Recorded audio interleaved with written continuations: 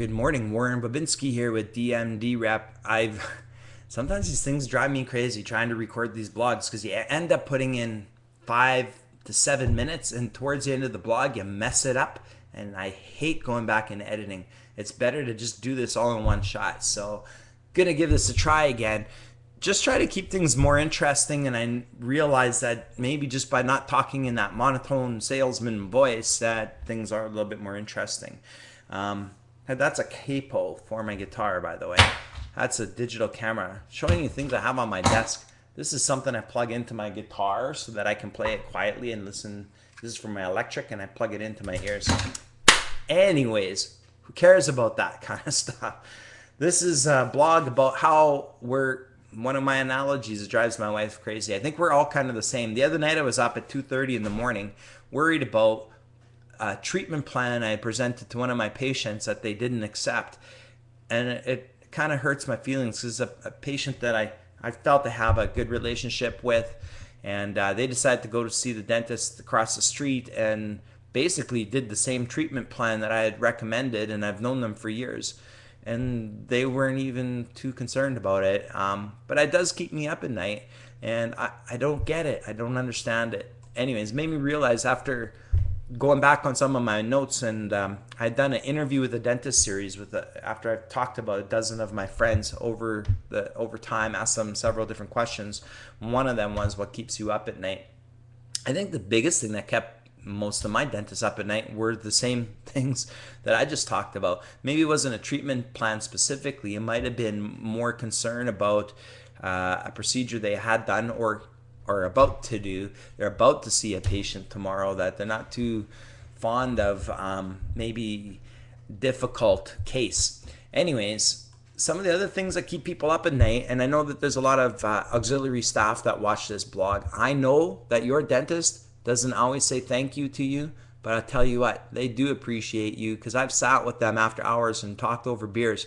Your names come up and they appreciate what you do for them. We're not all the greatest at communicating, but if you watch for the subtle hints and the thank yous aren't always totally obvious.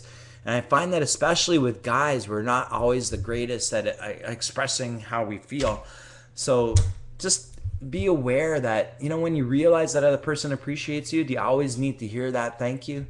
Anyways, we do lose sleep over you. Something, though, I find in some offices, it comes up a lot, is that there's issues between two staff members. And I always wonder, and I listen to my boss friends say, what am I supposed to do about this? We're not trained in human resources. A lot of us aren't. We went to school to learn different things. We learned how to be dentists or how to be dental assistants or hygienists. We didn't learn how to deal with human nature and how people react with each other. Human resources people are made for that in the big companies. So my best advice on this is, if you have issues with somebody on your team, learn to adapt. You can talk to your boss, make sure the issues are there, and especially if there's some concerns about maybe infection control or how the job's getting done or the quality of care you're providing. But try to work around the other personal issues, because there's not a lot that anybody can do about that stuff. The other thing that keeps us all up at night, here's another analogy, something else. When I don't get a treatment plan accepted and I think about things and I'm about to go on a holiday and there's no money coming in. I'm a commission sales guy. I don't get paid when I'm not working. So it's the same as owning a business, and same as some of you who go to work and only get paid by the hour for the days you work, maybe like a part-time employee. Those days off are not paying the bills. The thing is, those expenses keep coming in. That keeps up some of my friends at night. They want to take more holidays and more time off and enjoy life a little bit more, but that mortgage payment or the rent payment, the bills, mostly your staffing has to be paid. A lot of people need to keep paying for these things. They keep rolling along. But the day that you're off, there is no production. So that doubles up on your expenses. The only way there's ways to help out with that. And that'll be something I'll talk about in a further blog. I just want to say that we're all the same. We all have those bills to pay. And that would be stressful if you didn't have the money coming in. The other thing I'm going to just sum this up now about the things that keep us up all night and how we're all the same. I think sincerely, patient, staff, auxiliary, dentist, all of us are trying to do our very best at what we do. When we're doing our best job, we hope for loyalty and we want to be rewarded for what we do.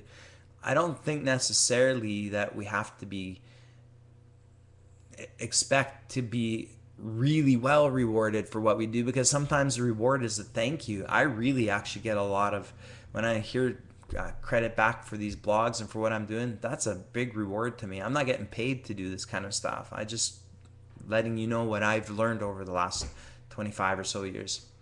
We all love to be thanked for a good job. And we all lose sleep over our patients and our overhead and our coworkers.